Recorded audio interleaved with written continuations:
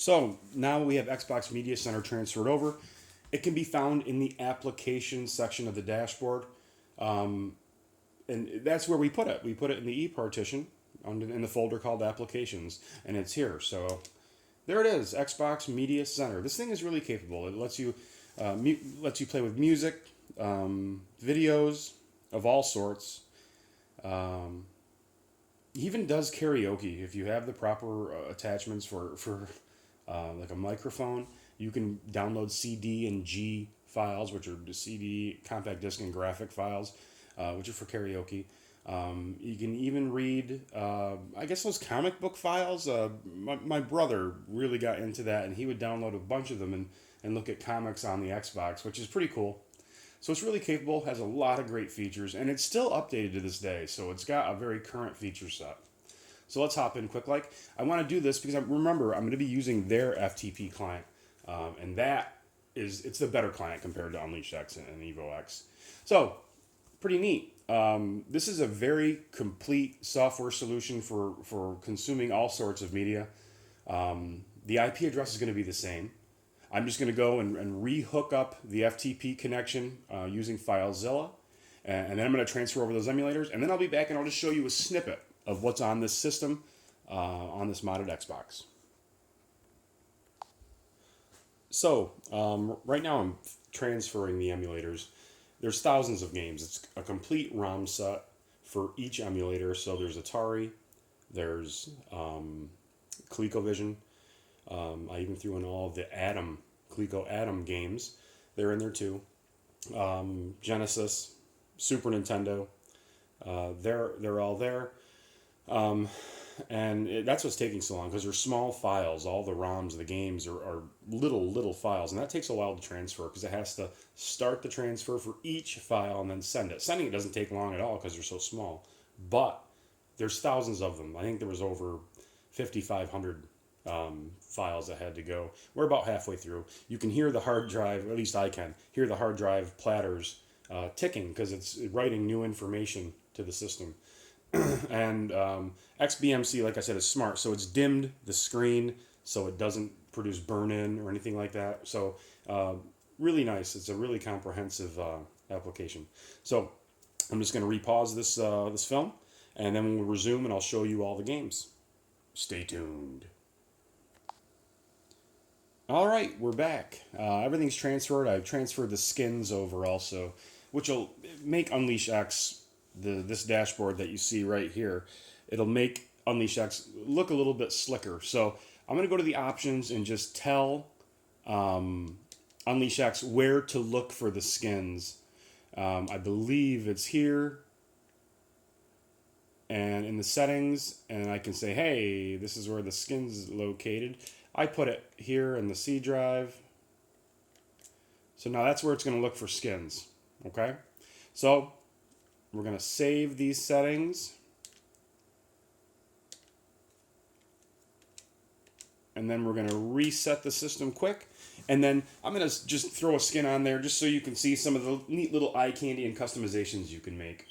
So now we go to System, Skins, and voila, there are the skins that I put on. There are the first few here. I'm going to have to delete that one. You probably can't read it, but that's a Girls Gone Wild skin, and I don't think that would be good for the boys to get to it. Not that they probably would, but they're smart enough. They probably might pry around and look. What I'll do, because I believe you guys are Star Wars fans, we're going to set up the Star Wars skin. And so that's the skin. Yes, there's sound. I don't have it hooked up right now, but it's awesome. So now this plays whenever you boot the system up, and it loops. It's a little video file, but it's damn cool. I mean, of course, it's Darth Maul also, and how can you not love him? He got done wrong in this movie, if you ask me. So anyway, let's go over to our emulators, and that's one of the options. It says it right here, emulators. And these things, see the icon in the upper left? That's cool. It shows you what emulator it is. There's Atom X. That's the name of the ColecoVision and Coleco Atom emulator. Neo Genesis. There's the icon up in the top left. That's the Sega Genesis emulator with all the ROMs. NES. Of course, there's the iconic Mario. Atari 2600 with all games, and ZSNE Xbox, which is the ZSNES emulator for the original Xbox, with all ROMs complete. Let's just, and I haven't set up the emulators. I'm just going to show you quickly. So I'm going to hit the, as you can see right here, the green button is to select or go forward. To go back, it's the red button. So hit the green button, and it's going to load up Adam X. There's our loading screen, and there's poor Darth Maul's demise. Yeah. So I can skip this loading video with the green button again, which I just did. And now it's booting up the ColecoVision Adam emulator. MadMab is a guy that took a bunch of the emulators on the Xbox and made them better. He really added a lot of visual improvements, better skins, better appearance, even better performance. These emulators do so many more things than just play the games. But I don't want to go into those features now. I'm just going to show you. Select game. I move down with the D-pad, hit the A button, and these are all the games. And I could screen, look at, and there we go. That scrolling is the complete ROM set. I'm going to go to Ladybug just because I know that is a classic that I know that we used to play quite a bit. And there it is here. I hit the A button, and it's going to load up Ladybug. Hit the A button again. You see, these are options. In between and before loading the game, you can say, hey, I want the game to appear this way. I want it to be higher resolution. I want to set up graphic filters. Don't change these if you don't know what they are. And if Frank is there with you, he'll have some experience in messing with it. But your best bet is to not change anything on here. So, Coleco, and then I hit the B button in this screen to get to the game. And this looks familiar, I'm sure. Start button starts the game. We don't get to hear the awesome, awesome music just because I have the sound turned off. But who doesn't remember this? I'm just using the D-pad. But we all remember this game. And it plays awesome. Everything is the same.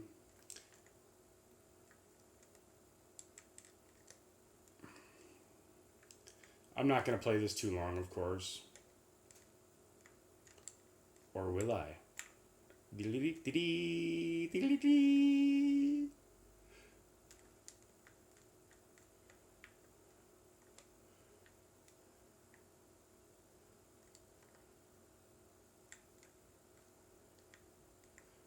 All right, now, I'm done showing you that. You remember this game. It's awesome.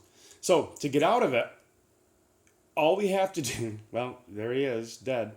To get out of it, I just push down on the right analog like a button, and it brings us to the in-game menu. Well, I want to exit now, so I go down to exit game, and then it brings us back to the load game screen. And let's just see if I can boot up Dragon's Lair. I left them in zip file format, so they're compressed. I think it'll be fine and it'll play it, but I haven't used this emulator in a long time, so if there's an issue, I'll fix it, of course. But Dragon's Lair, there it is. Oh,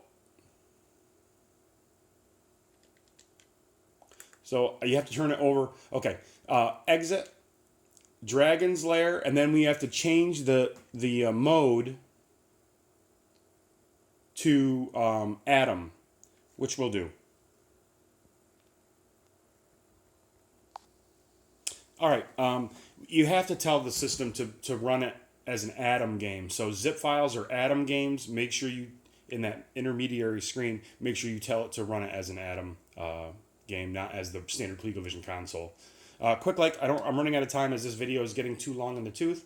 Let me just show you the SNES emulator. Quick like, we'll scroll through. All the games are there. 1,100 games, I think, for the Atari.